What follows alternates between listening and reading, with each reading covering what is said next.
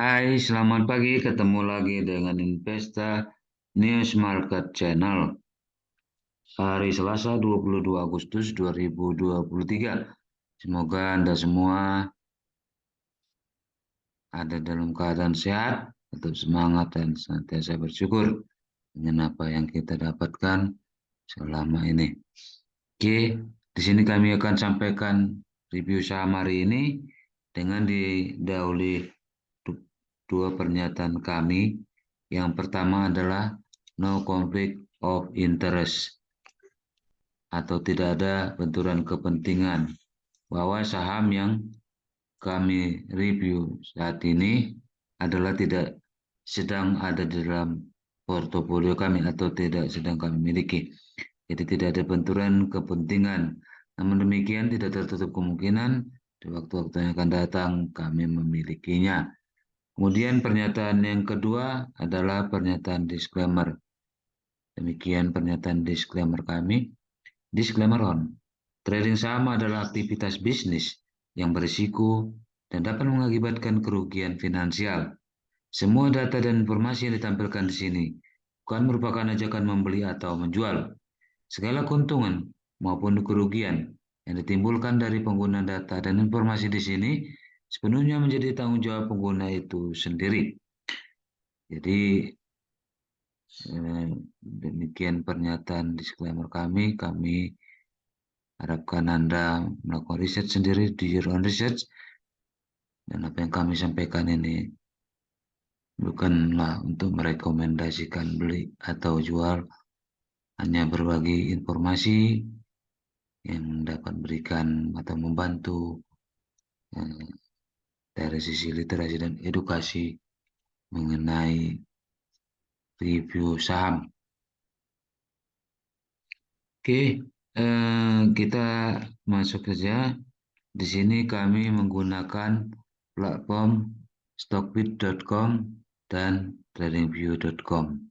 Ya, kita masuk aja ke profil ya. Ini saham yang kami pilih dan kami dapatkan hari ini adalah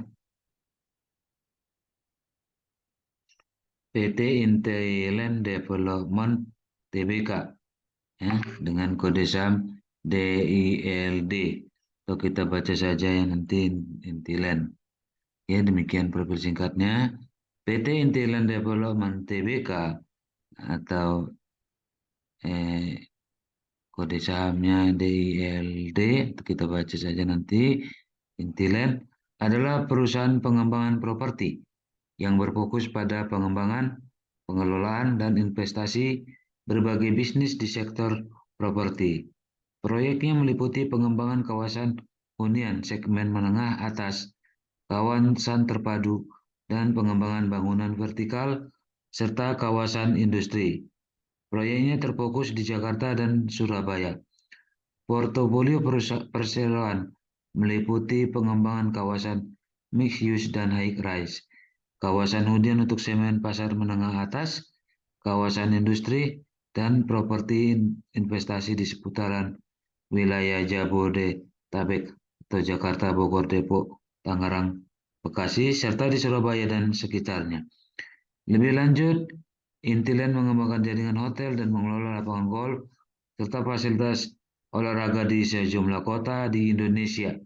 Ya, jadi Intiland ini bisnis intinya pengembangan properti, ya, yang berfokus pada pengembangan, pengelolaan, dan investasi di berbagai bisnis di sektor properti, ya. Proyeknya merupakan kawasan hunian segmen menengah atas, kawasan terpadu, dan pengembangan bangunan vertikal serta kawasan industri. Proyeknya sementara ini terfokus di Jakarta dan Surabaya. Ya. Alamatnya ada di Intiland Tower Penthouse Floor, Jalan Jenderal Sudirman 32 Jakarta 10220 Indonesia. Ya, ada catatan khusus yang mau kami sampai di sini, bahwa orang yang dijuluki sebagai Warren Buffett Indonesia, yaitu Dr. Andes Lo Keng Hong, ada memiliki saham ini dengan porsi 6,62%. Oke, sekarang kita lihat corporate action yang ada, yang terdekat atau yang sudah lewat terdekat.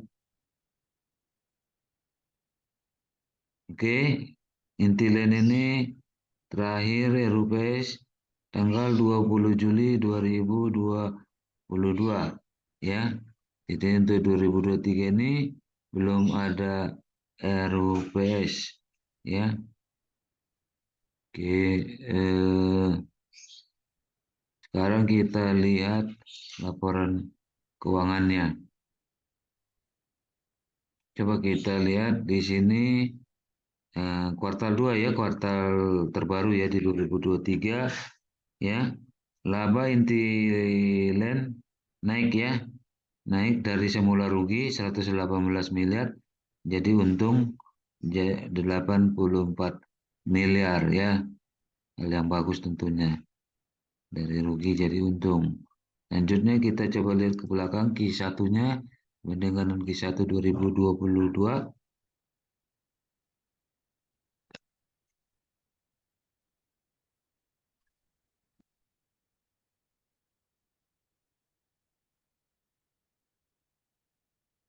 Q1 2023 kembali ya, dia tidak rugi ya, malah untungnya berlipat ya. Laba bersihnya 392 miliar di Q1 2023, sementara di Q1 2022 dia rugi 100 miliar. Selanjutnya kita coba lihat yang tahunannya ya. Oke. Di 2022 ya, Intiland juga mencetak laba dari semula rugi di 2021 sebesar minus 30 miliar menjadi untung bersih sebesar 192 miliar ya. Jadi artinya untuk secara tahunan dan kuartal yang sudah terjadi dibandingkan kuartal yang sama di tahun sebelumnya ya, Intiland bisa mencetak laba yang signifikan dari semula rugi ya.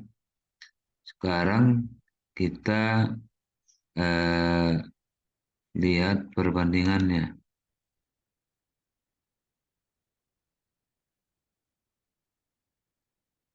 Oke, di sini Intiland dibandingkan Summarecon, Pakuwon dan Duti ya oleh Stockbit.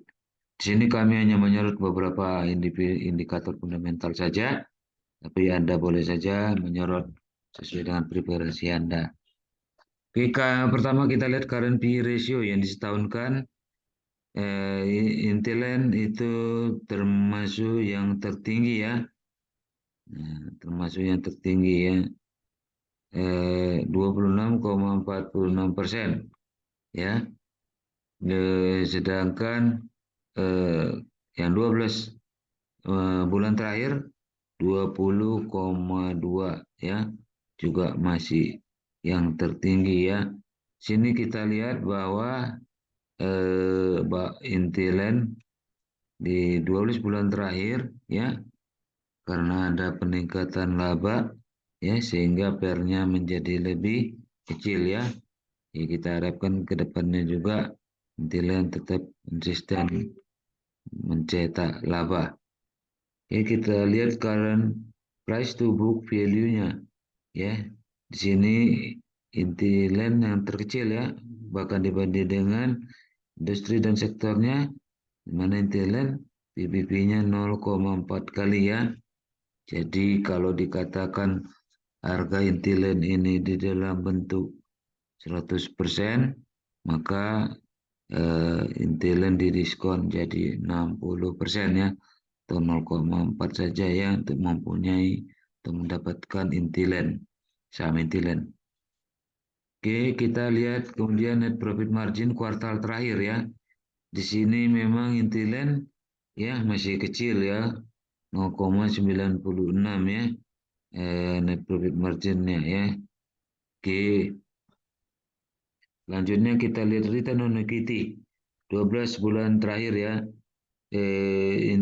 Intiland ini return on equity-nya 2% ya, 2% ya. Jadi memang karena tadinya labanya minus ya, sekarang sudah positif.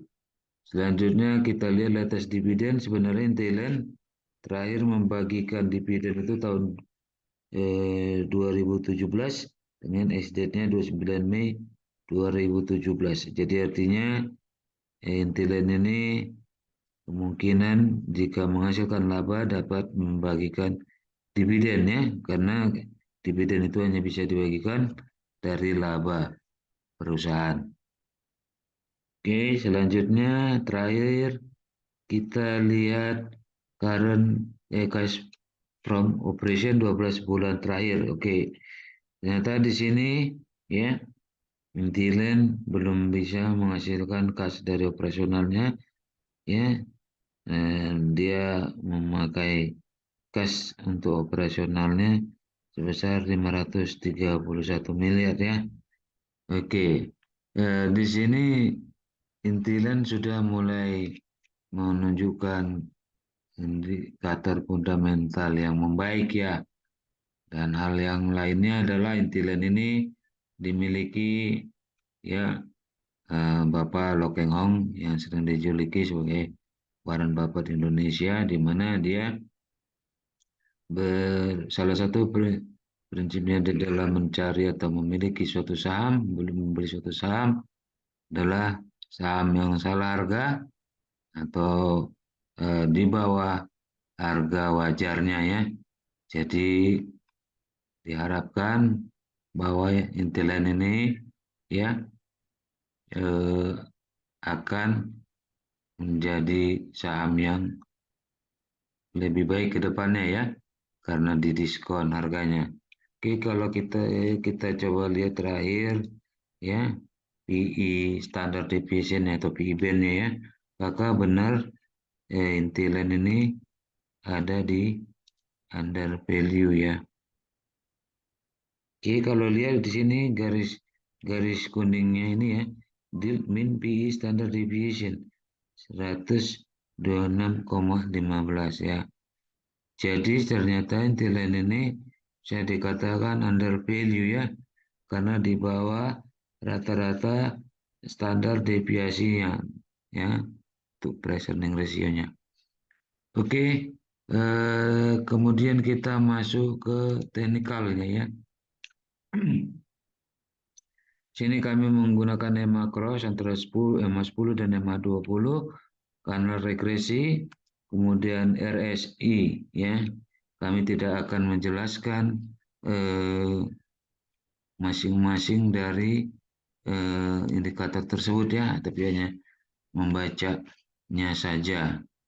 Oke, sini ada menarik yang mau kami tunjukkan bahwa Intiland ini sudah menembus ya, menembus garis bawah ya, garis bawah kanal regresinya ya.